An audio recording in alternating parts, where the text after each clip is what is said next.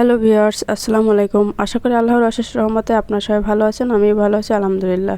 তো ভিউয়ার্স, আজ আমি শেয়ার করব কিভাবে খুব সহজভাবে নরম পরোটা তৈরি করবেন তার ভিডিও। তো ভিউয়ার্স, আমার ভিডিওটি না টেনে পুরো ভিডিও দেখার অনুরোধ রইল। দেখতে পাচ্ছেন এখানে আমি স্বাদ মতো লবণ আর পরিমাণ মতো তেল দিয়ে পানি দিয়ে তারপরে আটা মেখে 1 ঘন্টার জন্য রেস্টে রেখে দিয়েছিলাম। তারপরে যে ডোটা ভালো করে আর একটু ম্যাশ করে তারপর 4টা লেচি করে কেটে নিয়েছি।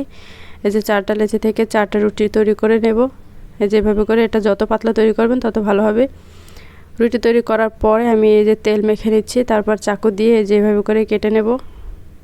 4-5টা ফালি করে এভাবে কেটে নেব। তারপর এভাবে করে হাতের সাহায্যে ভাঁজ করে পরোটাটি তৈরি করব।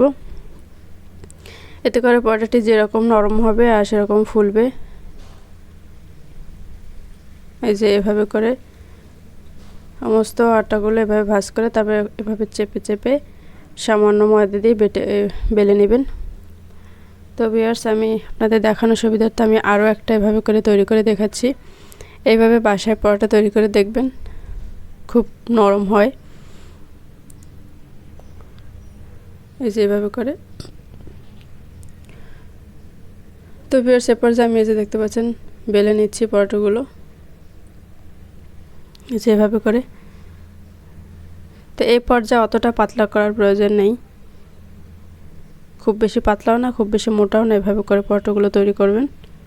যেভাবে করে আমি সব পরোটাগুলো তৈরি করে ফেলেছি। তো ভিউয়ার্স, আপনারা চাইলে এটা রাত্রেও বানিয়ে রাখতে পারেন, তারপর সকালে এভাবে করে বেলে তারপর ভেজে নেবেন। তো ভিউয়ার্স, এ পর্যায়ে আমি ফ্রাই প্যানে ভেজে নেওয়ার জন্য চুলায় দিয়ে দিলাম। এই দেখতে পাচ্ছেন ওই পাশের কালারটা কত সুন্দর হয়েছে।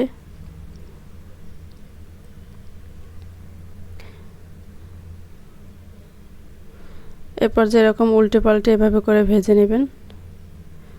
এই যে এখানে আমি ডাল আর ডিম ভাজি দিয়ে আপনাদেরকে খেয়ে দেখাচ্ছি যে কত সহজেই ছিঁড়ে যায়।